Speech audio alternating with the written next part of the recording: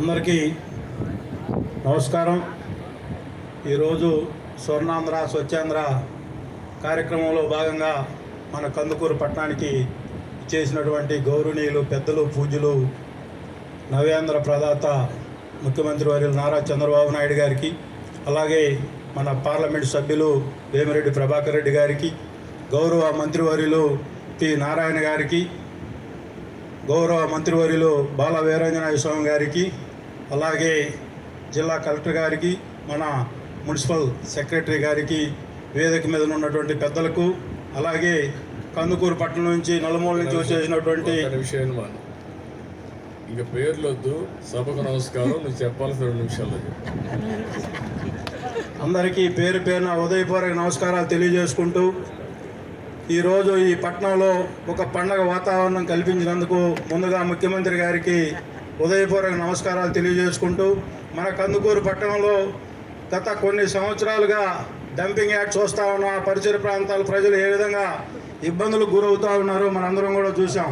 26,000 టన్నుల చెత్త పేరుకుపోయి ఆ ప్రాంత ప్రజలు వర్షాకాలంలో అనేక జబ్బులతో ఇబ్బందులు పడుతూ ఉన్నారు. అటువంటి పరిస్థితి ఉండకూడదు. ఈ మున్సిపాలిటీని ఒక మోడల్ మున్సిపాలిటీగా తీర్చిదిద్దే కార్యక్రమంలో భాగంగానే ఈరోజు ఈ కార్యక్రమం చేయడం చాలా సంతోషంగా ఉంది సార్. అలాగే మన ప్రాంతం వెనుకబడిన ప్రాంతం అని గుర్తించి గౌరవ ముఖ్యమంత్రి వర్యులు ఈ నియోజకవర్గానికి గత టైంలోనే ముఖ్యమంత్రిగా ఉన్నప్పుడు ఈ ప్రాంతంలోనే రామాయపట్నం పోర్టుకి భూమి పూజ కార్యక్రమం చేశారు సార్. ఆ రోజు ఈ నియోజకవర్గంలో, అలాగే ఆ రోజు ఈ మెట్ట ప్రాంత రైతులను కాపాడాలని చెప్పి ఏపీపీ పరిశ్రమను కూడా తీసుకురావడం జరిగింది సార్.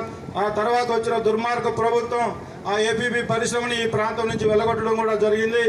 దానిలో భాగంగా ఈ నియోజకవర్గానికి ఏదో ఒక మేలు చేయాలని చెప్పి గౌరవ ముఖ్యమంత్రి వర్యులు నారా చంద్రబాబు నాయుడు గారు ఈ నియోజకవర్గానికి 1,00,000 కోట్ల పెట్టుబడితో పీపీసీఎల్ పరిశ్రమను తీసుకొచ్చినందుకు ఈ నియోజకవర్గ ప్రజల నుండి మీ అందరి జీవితాంతం గుర్తుపెట్టుకునే విధంగా ఉంటాం సార్. ఈ నియోజకవర్గ ప్రజలు ఎప్పుడు కూడా జీవితాంతాన్ని మిమ్మల్ని గుర్తుపెట్టుకుంటారు సార్.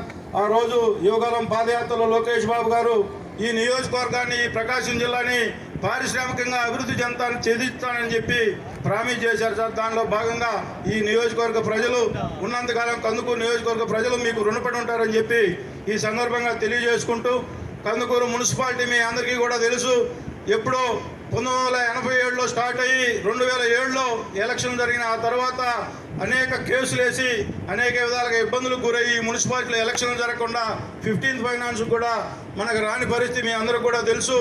ఈరోజు ఈ మున్సిపాలిటీలో 9,000 మీటర్లు సీసీ డ్రైన్లు పెండింగ్ ఉన్నాయి సార్. మొత్తం డ్రైన్ వాటర్ కానీ 4 సెంటీమీటర్ల వర్షం పడితే మొత్తం మున్సిపల్ టౌన్ మొత్తం మునిగిపోయే పరిస్థితి.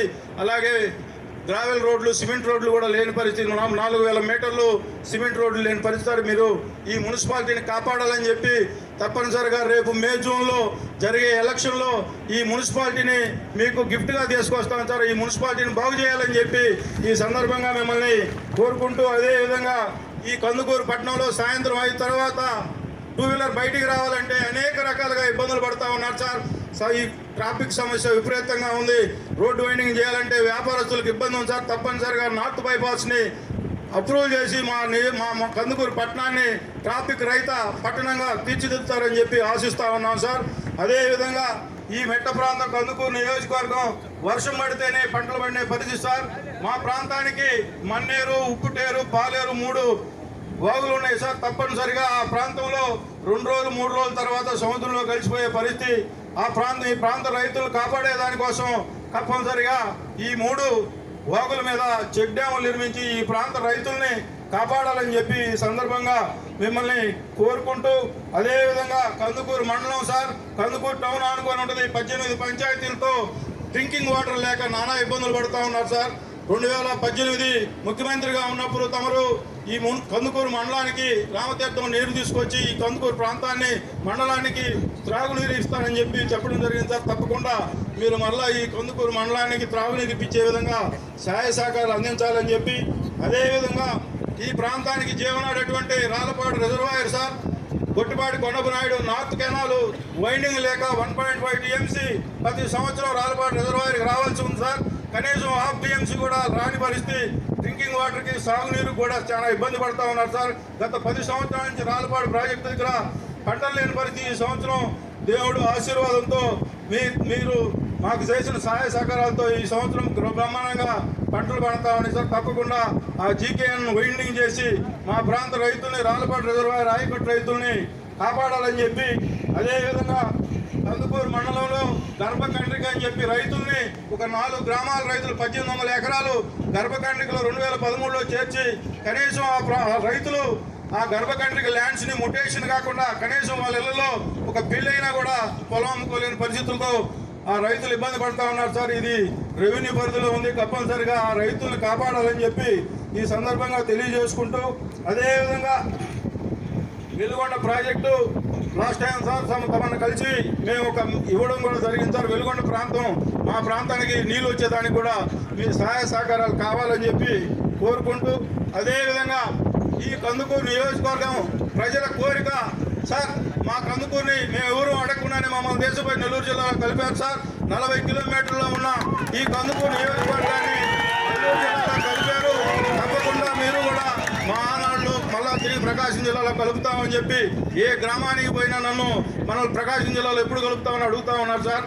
తప్పకుండా మా నియోజకవర్గానికి మేలు చేస్తారని చెప్పి తిరిగి మళ్ళీ ప్రకాశం జిల్లాలో కలుపుతారని చెప్పి ఈ వెనుకొండ నియోజకవర్గానికి మీరు బీబీసీఎల్ పరిశ్రమలు కానీ, ఇండోసోల్ కానీ, అదేవిధంగా రామాయపట్నం పోర్టును తీసుకొచ్చినందుకు ఈ నియోజకవర్గ ప్రజలు జీవితాంతం మీకు రుణపడి ఉంటారని చెప్పి ఈ సందర్భంగా మీ అందరూ తెలియజేసుకుంటూ, ఈరోజు ఈ కార్యక్రమాన్ని ఇచ్చేసినటువంటి తెలుగుదేశం ఈ కందుకూరు కుటుంబ సభ్యులందరికీ పేరు పేరున హృదయపూర్వక ధన్యవాదాలు తెలియజేసుకుంటూ, చాలా సంతోషకరం. ఈ రాష్ట్రంలోనే 2వ మున్సిపాలిటీగా మన కందుకూరు నియోజకవర్గానికి గౌరవ ముఖ్యమంత్రులు వచ్చినందుకు మీకు చేతులెత్తి నమస్కారాలు తెలియజేసుకుంటూ, ఈ కందుకూరు నియోజకవర్గాన్ని, ఈ వెనుకబడిన ప్రాంతాన్ని మీరు కాపాడుతారని మాకు నమ్మకం సార్. తప్పకుండా కాపాడుతారని చెప్పి ఆశిస్తూ ఈరోజు ఈ కార్యక్రమానికి వచ్చిన అందరికీ మరొకసారి చేతులెత్తి నమస్కారాలు తెలియజేసుకుంటూ సెలవు తీసుకుంటాము.